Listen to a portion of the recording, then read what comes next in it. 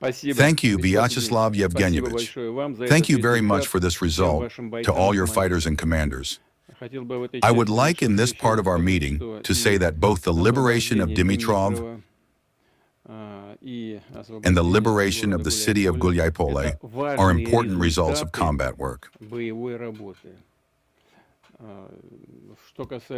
Well, as for Dimitrov, this is a serious step toward the complete liberation of the Donetsk People's Republic.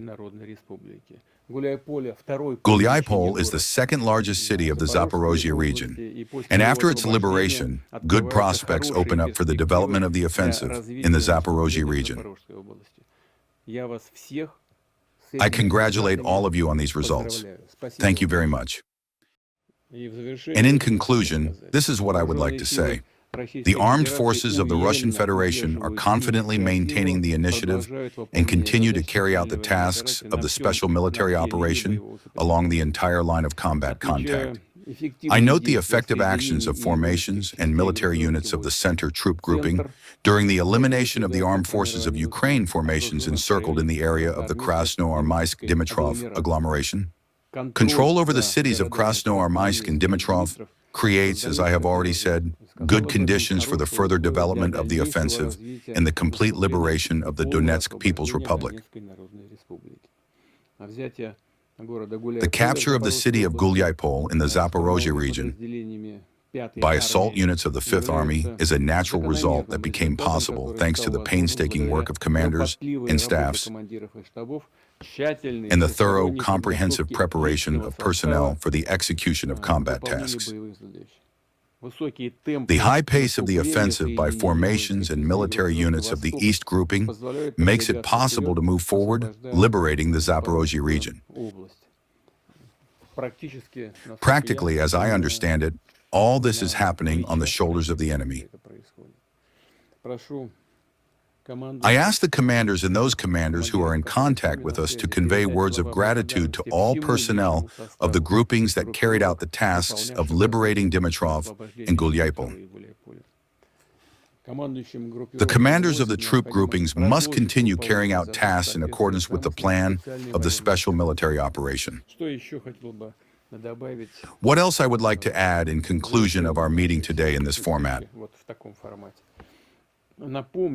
I will remind you, I have spoken about this more than once, but I will remind you once again, everything began, the entire confrontation and the combat actions were unfolded after the state coup in Ukraine in 2014.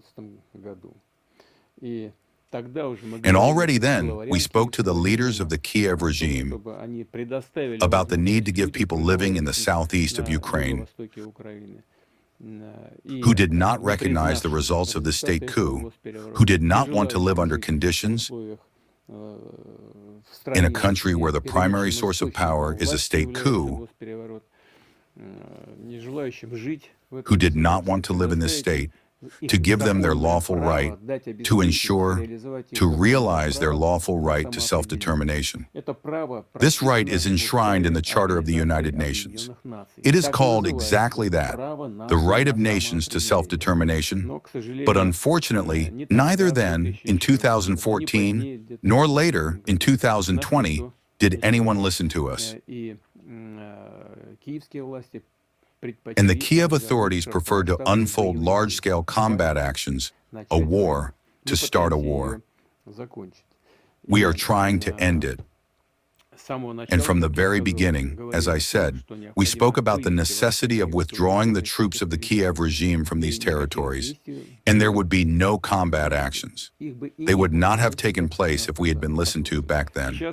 Now we see that in the West, intelligent people have also appeared who recommend that the Kiev authorities accept dignified conditions for ending the conflict and who offer good basic conditions for ensuring Ukraine's security over a long historical perspective. Conditions for restoring relations with the Russian Federation and restoring Ukraine's economy.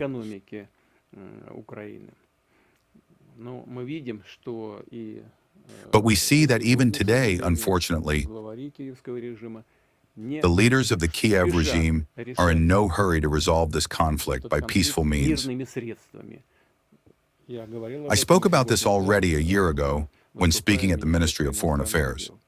But today, judging by your reports, judging by the pace that we observe along the line of combat contact, our interest in the withdrawal of Ukrainian military formations from the territories they currently occupy is effectively reduced to zero for various entirely different considerations. And if the Kiev authorities do not wish to end the matter peacefully, we will resolve all the tasks facing us in the course of the special military operation by armed means.